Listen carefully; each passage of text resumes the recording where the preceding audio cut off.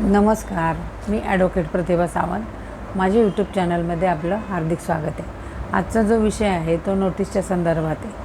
बरेचदा आपल्याला घरी पोस्टमन नोटीस आणून देतो, परंतु आपण काय म्हणतो की नाही, नोटीस घ्यायची नाही, स्वीकारायची नाही. तर तुम्ही पोस्टमनला काय सांगता की नाही, ॲक्सेप्ट करायची नाही, किंवा दाराला लॉक लावता आणि बाहेर निघून जाता. की माहिती असलं पोस्टमन येणार आहे तर तुम्ही निघून जाता, किंवा रिफ्यूज टू ॲक्सेप्ट. मग आता पोस्टमन अशा वेळेला काय करतो की त्याच्यावर रिमार्क लिहितो की रिफ्यूज किंवा नॉट ॲक्सेप्टेड किंवा डोअर लॉक, अशा प्रकारचा रिमार्क मारून पोस्टमन ती नोटीस परत पाठवून देतो. आता हे असं नोटीसच्या बाबत काय आहे, कायदेशीर काय आहे, तर जनरल क्लॉज ॲक्ट आहे, त्याच्या सेक्शन 27 याच्याप्रमाणे आणि भारतीय साक्ष अधिनियम याच्या 119 प्रमाणे नोटीसबद्दलचं काय कल्पना आहे.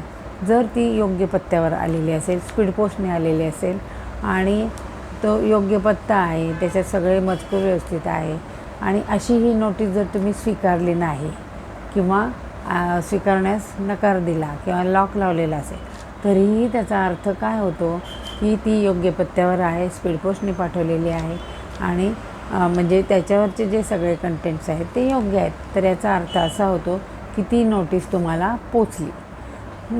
आता अशी जर ही नोटीस कायद्यानुसार जर तुम्हाला पोचली, तर ती तुम्ही नाकारली किंवा ॲक्सेप्ट केली नाही, किंवा दाराला जरी लॉक लावलं तरीही त्याचा जो कायदेशीर स्टेटस आहे तो तुम्ही नोटीस स्वीकारली असाच होतो.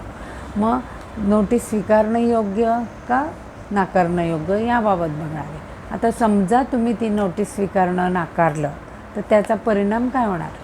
तर ह्याचा परिणाम असा होणार की पुढच्या व्यक्तीने तुम्हाला नोटीस पाठवलेली आहे आणि ती तुम्ही नाकारली, किंवा घराला लॉक आहे, किंवा जाणून बुजून तुम्ही ती स्वीकारत नाही आहे, तर पुढची व्यक्ती तुमच्यावर केस टाकेल, आणि अशा तुम्हाला 2-3 नोटिसा येतील योग्य पत्त्यावर, तरीही तुम्ही ॲक्सेप्ट केली नाही तर कोर्ट एक्स पार्टी निकाल देईल. एक्स पार्टी निकाल म्हणजे काय की ज्यांनी तुमच्या विरुद्ध तो नोटीस पाठवलेली होती त्यांनी केस टाकली, तर पुढची व्यक्ती हजर राहत नाही किंवा नोटीस स्वीकारायलाही ती तयार नाही. अशा वेळेला पुढच्या व्यक्तीच्या बाजूने तो निकाल दिला जाऊ शकतो.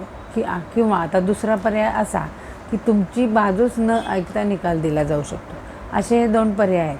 तर हा तुमची बाजू न ऐकता निर्णय देणे योग्य आहे का, तर नाही. तर याच्यापेक्षा काय की समजा तुम्हाला नोटीस आली तर तुम्ही काय केलं पाहिजे. तर नोटीस आली कुठलीही पोस्टाने, म्हणजे कोर्टाची नोटीस आली, तर तुम्ही काय करायला पाहिजे, ती स्वीकारली पाहिजे.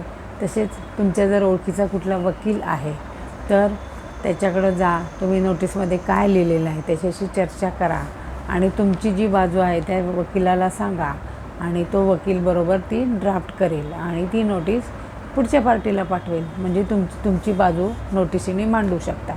आता ही अशी बाजू मांडल्यानंतर जर त्याच्यातून तडजोडीने काही सोल्युशन निघत असेल, किंवा ते मॅटर वाद असेल तो मिटत असेल, तर तडजोडीने तो मिटू शकतो. की कोर्टात केस एकदम उभी राहण्याच्या ऐवजी नोटीस स्वीकारल्यानंतर हे फायदे होतात की केस न चालता ते मॅटर तडजोडीने मिटू शकतं.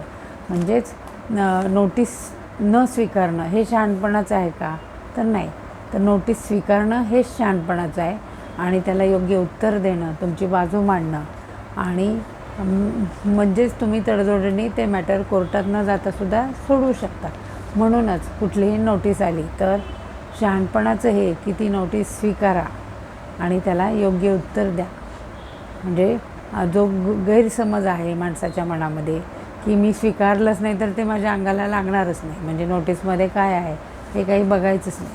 म्हणजे तुम्ही स्वीकारले नाही म्हणून तुमच्यावरचं जे काही आरोप असतील, किंवा जे काही तुम्हाला बँकेची नोटीस असू शकते, कर्जाच्या बाबत नोटीस असू शकते, किंवा इतर काही तुमची भांडणं वाद असते याच्याबाबत असू शकते, ती नोटीस न स्वीकारल्यामुळं ते मॅटर काही कॅन्सल होईल का, नाही होणार.